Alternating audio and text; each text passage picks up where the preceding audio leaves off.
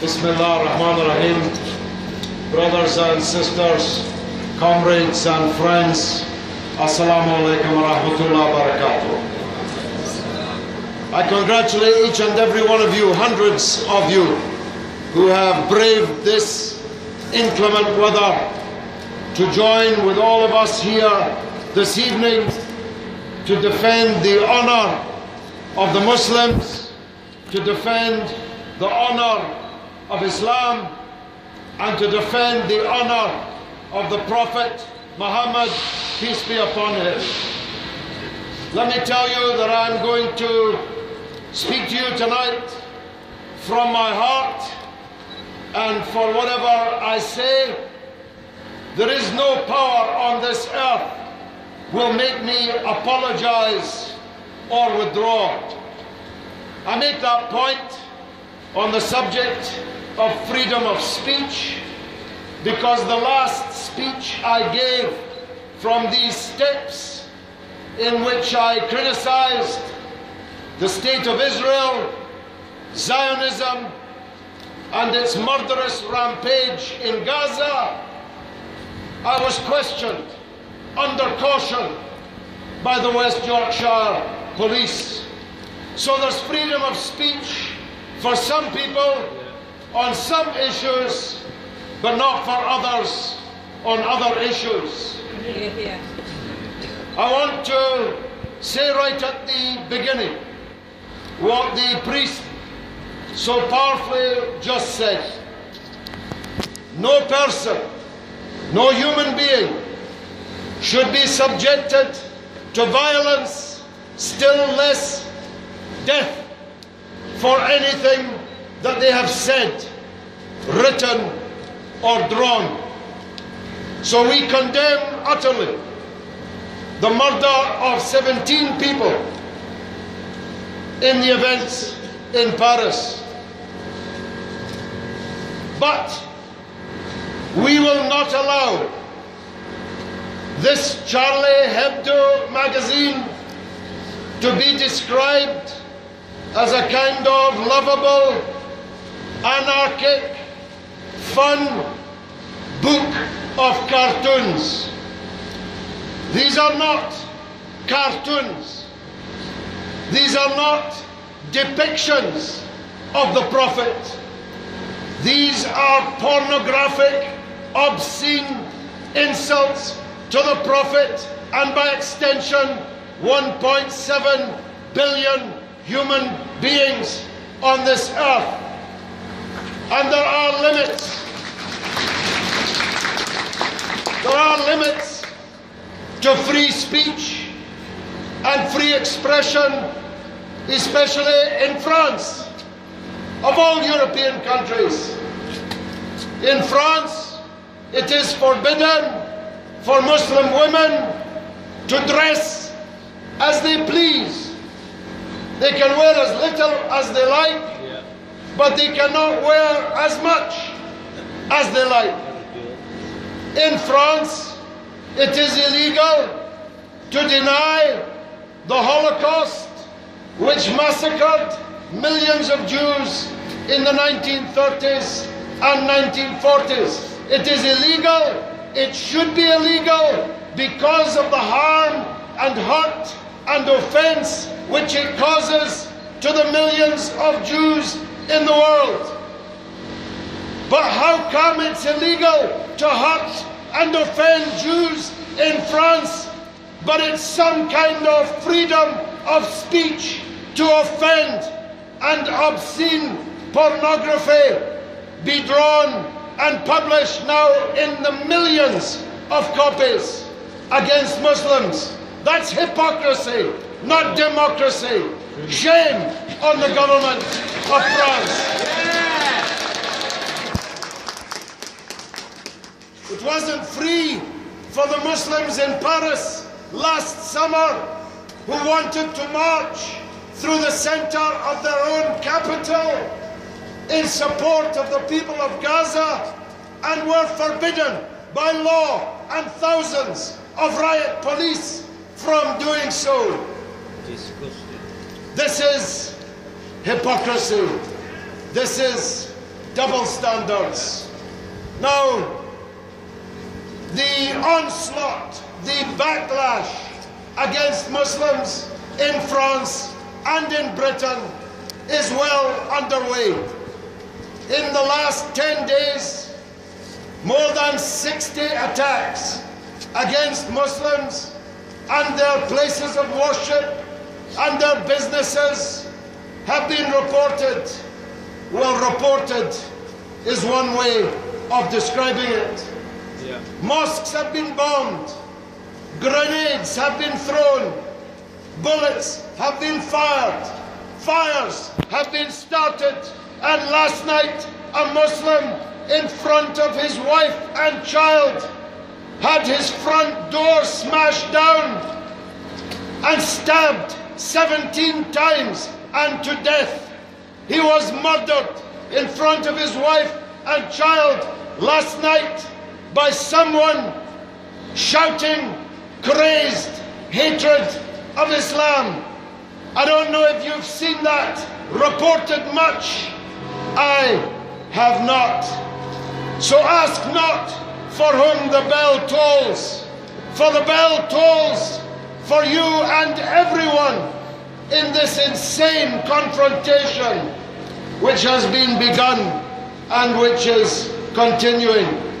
British mosques have been attacked, British Muslims have been attacked. And I say we have to bring this confrontation to an end before more and more people are consumed by it. They say that some atrocity was going to happen in Belgium. The head of the British security services has said that such an atrocity is almost inevitable in Britain. God forbid. But if such a crime were to be committed, it would have been committed by the criminals who committed it, not the 2 million people in Britain who profess their religion as Islam. When Anders Breivik murdered more than 70 people in Norway in support of his crazed campaign for a monocultural Christian Europe, that's what he said, that's what he wrote. Nobody blamed all Christians. Nobody demanded that Christians get down on their knees and apologize for the actions of a fascist murdering criminal. And neither should they be doing so to the millions of Muslims in Britain. Nobody blamed all white people for the crimes of Breivik. Nobody blamed all doctors for the crimes of Dr. Shipman. Crimes are carried out by criminals, not by their co-religionists or people of the same color or nation as them. We cannot avoid this point. At least I will not avoid it. All over the world tonight, Muslims are being bombed and shelled and droned and killed. And they're almost always being bombed, droned, shelled and killed by the same Western countries and their ally Israel that are marching for freedom on the streets of Paris. That march last weekend was led by some of the worst tyrants, dictators, criminals, mass murderers that could be assembled anywhere in the world. Netanyahu was waving for his election at the front of that demonstration. The representative of Saudi Arabia was on the front of the march when his government is lashing people for blogging. The governments of Egypt, which has jailed hundreds of journalists including 2 Western journalists working for Al Jazeera. The military junta of Egypt was at the front of the march with Netanyahu and Holland, protesting in favor of freedom of speech. These are hypocrites, these people, and we should have nothing but contempt for them. My last point is this: the proper job of a satirist, the proper job of a cartoonist, the proper job of a journalist is to hold the powerful and the rich to account.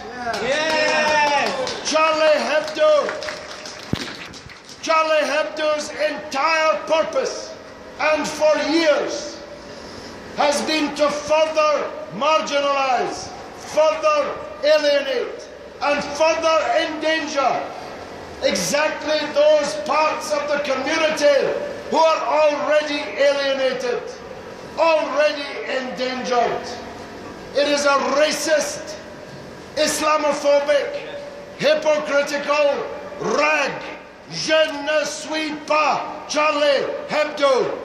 We say that the honor of religious people, their prophets, their beliefs, is not fair game for such people, because there are already limits to freedom of speech. I cannot defame, libel anybody in this crowd other than being ready to face a court and condign punishment. I cannot incite racism from this platform, and rightly so. I cannot incite hatred of any kind. I cannot say things which are likely to lead to aggression or crime against any group in society. No one can shout fire in a darkened cinema, because their right of freedom of speech to shout fire is trumped by the right of the people in the cinema not to be trampled and killed in the resultant panic. Well, when you do the pornographic, obscene provocations like Hebdo did every week and now has done in millions of copies, you're doing the same as the inciter.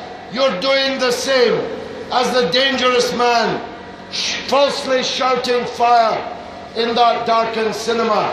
So for the sake of social peace, for the sake of unity in our society, we have to demand from our government the protection of the prophets from obscene and pornographic provocation, and in Parliament I intend to fight for that. Wassalamu alaikum. Thank you very much.